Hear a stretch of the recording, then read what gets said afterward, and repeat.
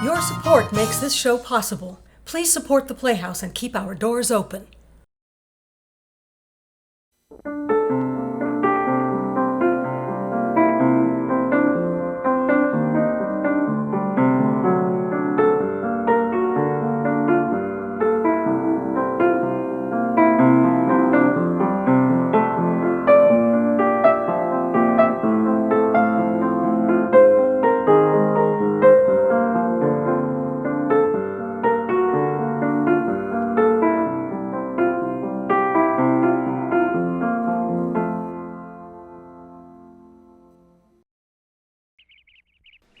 Why didn't you try?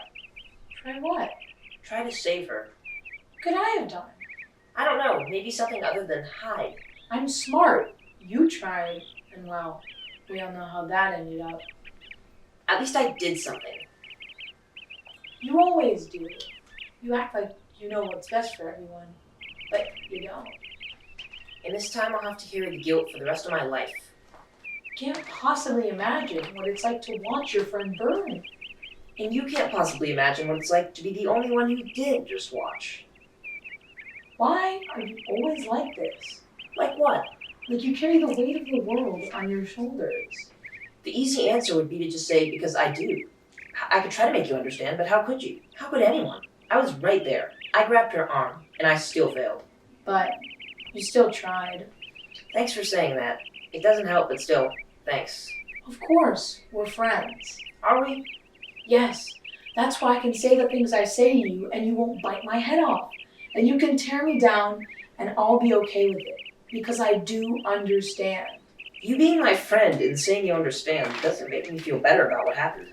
I understand that too.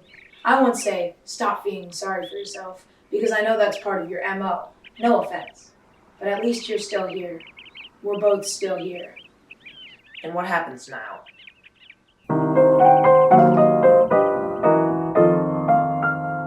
I don't get it. After all this time has passed and still you do nothing. I'm dealing with it on my own inside. I don't want to be like you. Me? You moan and whine and complain and suffer and make everything worse. I'm sorry that I'm angry. Should I be like you? Little Miss Sunshine, smiling and laughing as though nothing had happened? I'm dealing with things appropriately. Appropriately? What on earth is appropriate behavior for what happened? Maybe you're right. Maybe moaning and whining and complaining and suffering is the way to go. At least I'm dealing with things openly. And who does that help? It helps me in any case. Bottling everything up the way you're doing isn't going to help anyone. And you're just going to end up having a psychotic break. In the meantime, you're making the rest of us miserable. We're going around in circles, and you're right. Everyone deals with grief in their own way. But your way worries me. It's not healthy for you to bottle everything up and ignore your feelings. I'm not ignoring anything. Can't you see that? I just don't think it'll help everyone else for me to be freaked out where people can see. Being freaked out and angry and feeling pain is okay. Being selfish is okay after something like this happened. It wasn't a fight or a bad grade or someone stealing your boyfriend. It was traumatic. I know. Then stop trying to make everyone not feel anything. I'm not. I am just trying to help. You know how you can help? By feeling something out loud. That'll just make everyone feel worse. There's no possible way you could make any of us feel worse than we already do. Blaming each other, pretending like we had nothing to do with it? Best friends, and we didn't do anything. Best friends? I don't think so. Best friends would have done something. What? There was nothing we could have done. You don't know that. We could have saved her. Nobody tried. And now, we'll never know. So you go ahead and moan and whine and complain and suffer out loud. And then I'll moan and suffer in private. And bottom line, she'll still be gone.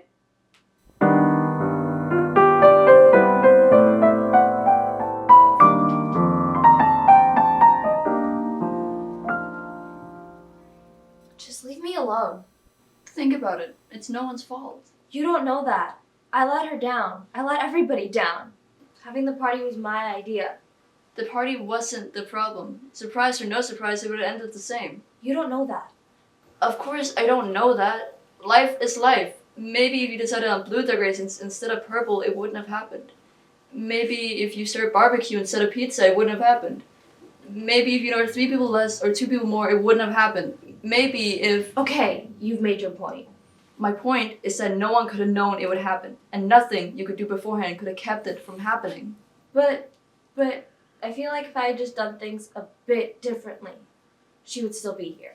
And maybe you'd be right, but it happened. It's over. It'll never be over. Every minute of every day might be different if you made a different choice. Turn right at a corner or turn left at a corner. Wear your hoodie or wear your sweater. You can't think that way. You'll dress up crazy and end up catatonic. Maybe that's what I deserve. I give up. Good, so leave. I will, but please, get rid of those negative thoughts. You'll make yourself miserable, and you make the rest of us miserable too. That's what this is all about, isn't it? As long as I'm upset, I'm a constant reminder to the rest of you. We don't need you as a reminder. It's all any of us think about. But we have to let it go. Let it go? Yes, let it go. She's gone. Gone? Gone? She's dead, burned in a fire. How can we ever let it go?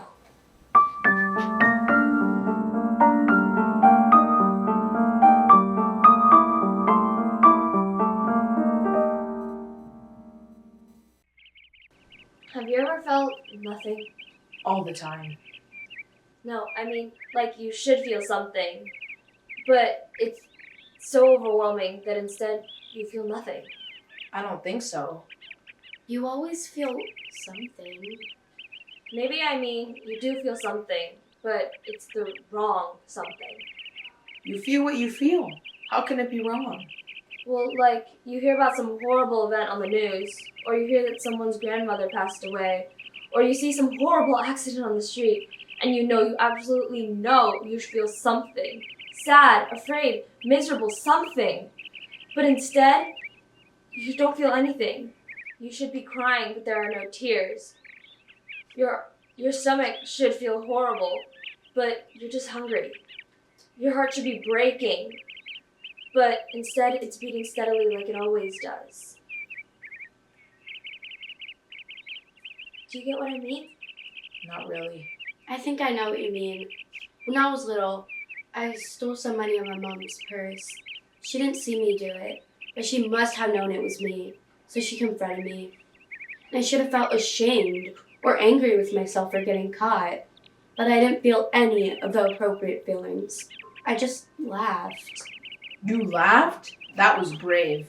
No, it wasn't. It just came out. I still don't know why it did. It doesn't make any sense. Like today when they were making all those speeches about what a wonderful person Emily was. She was kind and loving and had her whole life ahead of her, cut short by a cruel fate. I should have felt like crying or screaming or overwhelmed by guilt. But all you were thinking was, God, I wish this were over. Yes, well, no. I was just thinking about what kind of food they were going to serve afterwards. You guys are awful. Maybe we're just telling the truth. What about you? Were you angry or ashamed or felt like crying? Actually, I was thinking of the last time I spoke with Emily. She was really mean to me. I was fooling around and she told me that if I didn't start acting my age, she wasn't going to be my friend anymore. And I said I didn't care. And she told me that I was a miserable human being and if I didn't shape up, my life was going to be a disaster. And I told her that my life would be perfect if only she weren't in it. And then she got all freaked out and screamed, I hope you burn in hell! And I said, you first. I have no idea what to say to that. I do. We're all horrible people. So what now? Do we go inside and dab our eyes and pretend? Would it make her folks feel any better? Probably. But it isn't that we feel nothing. We're just numb. The crash will come later. In a month, or a year, or 10 years. Come on, we can do this. If I'm brutally honest, I know exactly how I feel. How? I feel relieved. Relieved? Yeah. Relieved that it wasn't me.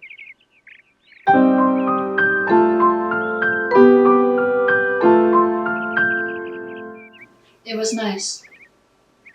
When I die, I hope people say things like that about me. Yeah, me too. The flowers were so colorful. I'm glad they were all white and soft. And she looked really pretty in that big photograph. I think it was a fifth grade graduation picture. What a charming conversation. Hey, Until you come outside. You sound like you're talking about a tea party. The flowers are so beautiful. She looked really pretty in that big photograph. Sorry, we're just trying to get through this. You okay? No, I'm not okay. I'm going home. You can't. You have to stay for the celebration of life. This is a joke. She doesn't need to be celebrated. Because it's for everyone else, to honor the happy memories. To have some closure. Closure. I love that word. As if this can ever be closed. Come on, let's go inside. Maybe we can each say a nice story about Emily. I can't do this. I tried, but this house, these people, that picture, they're plaguing me. Aren't you being a little melodramatic? Everywhere I turn, I hear the same words. If only someone could have saved her. I'm that someone, and I did try to save her, but I failed. And now the world is punishing me for it. Tanner, listen, they don't know that you tried to save her. Yes, they do. Everyone knows. Everyone. Get over yourself. You're wearing it like a badge of honor. You tried to save her and nobody else did. Good for you. In the meantime, you're making the rest of us feel even worse. But I failed. And that's another selfish badge of honor. I failed. I'm no good. Everybody needs to feel sorry for me. No, that's not why I'm saying it. Then why? Maybe I want someone to tell me that I tried my best. That there was nothing more I could have done. Okay, you tried your best. There was nothing else you could have done. Happy now? I would be, if either of you actually meant it.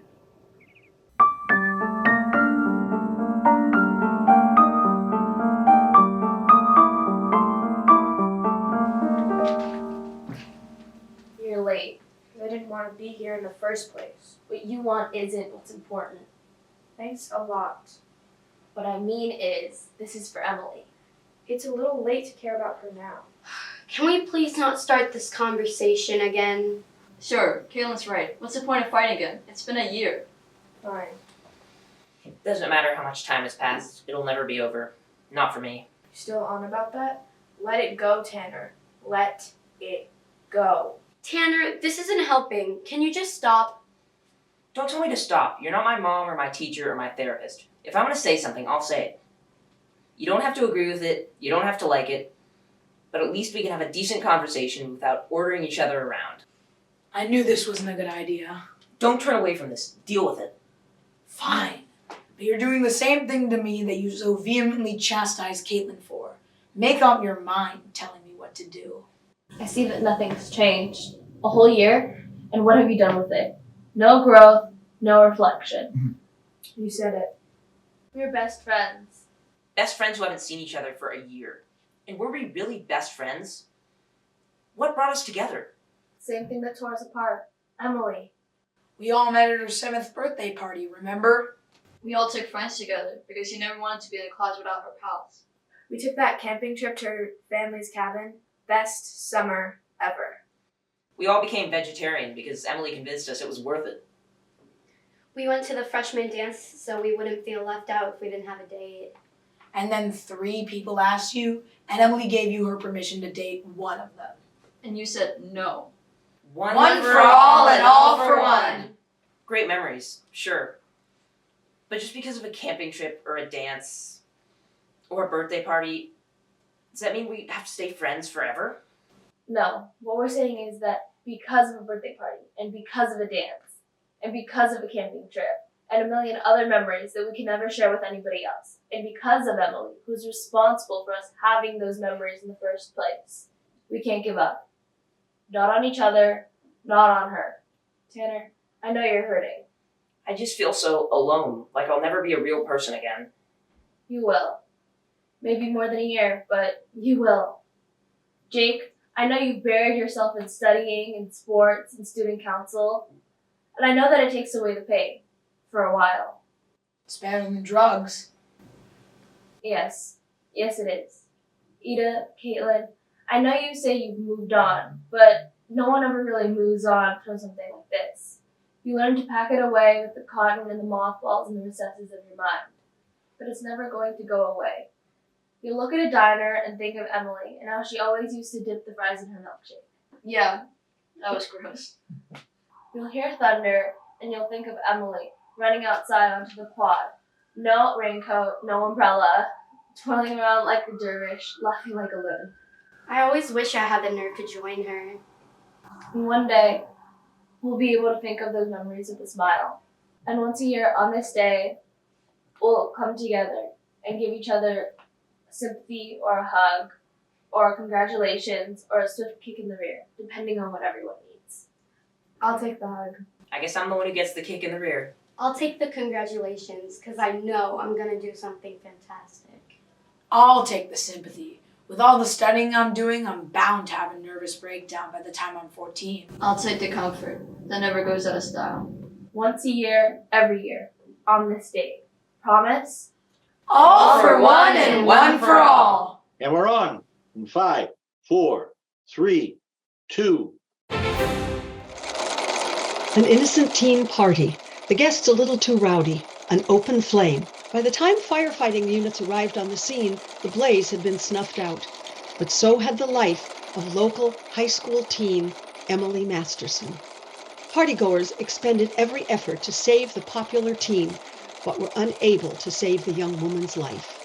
It's 1 year to the day since Emily's tragic death. How has it impacted the lives of those closest to her? Today we have with us Emily's 6 closest friends, teens the media has dubbed the 6 Musketeers, kids who have never ceased to mourn her loss and celebrate her memory. This close-knit group of friends have agreed to share their feelings and their takeaway from this loss. We applaud them for their outpouring of love and care and know that Emily Masterson would approve.